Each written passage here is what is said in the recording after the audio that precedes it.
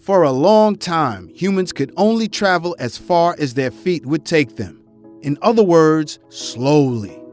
Eventually, we got help from animals and the wind. Then engines brought us trains, automobiles, planes, and boats without sails, and everything in between. Boat car, anyone?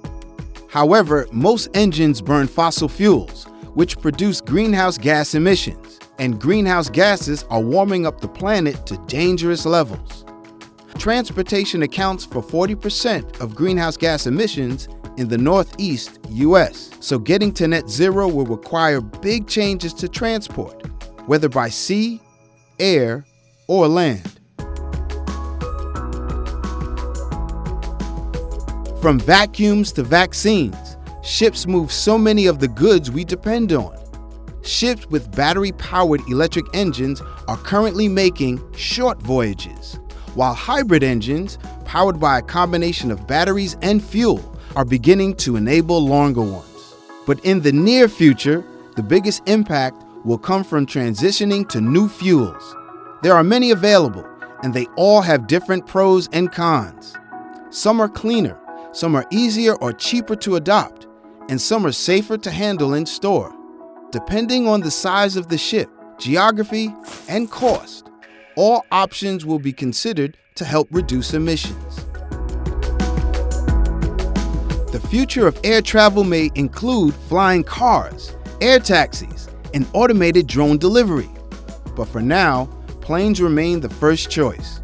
New materials and technologies can help reduce emissions through fuel savings, like the UltraFan from Rolls-Royce, which is larger and more efficient than previous engines while also lighter, resulting in huge fuel savings.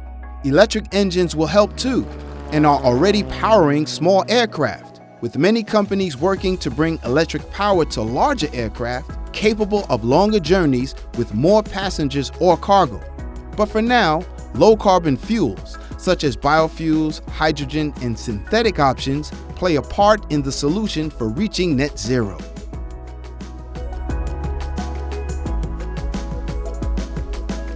Most automotive engines depend on combustion of fossil fuels, which generates greenhouse emissions. Not good.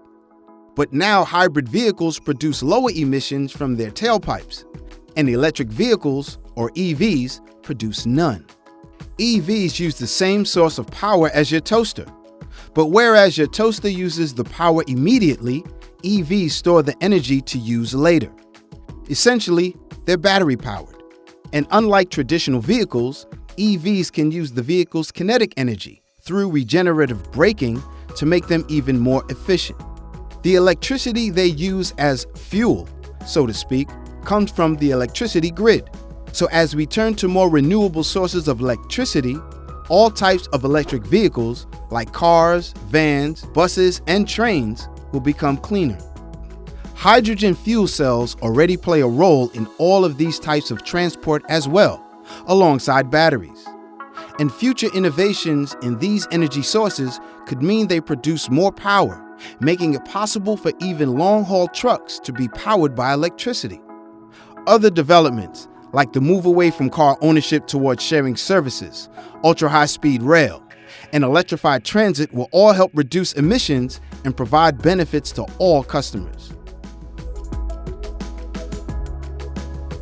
While the future of transport gives us a lot to be hopeful for, governments, organizations, and individuals will all have to continue working hard to research and develop new technologies and create new infrastructure, like rolling out charging points for electric vehicles or hydrogen refueling stations for larger forms of transport.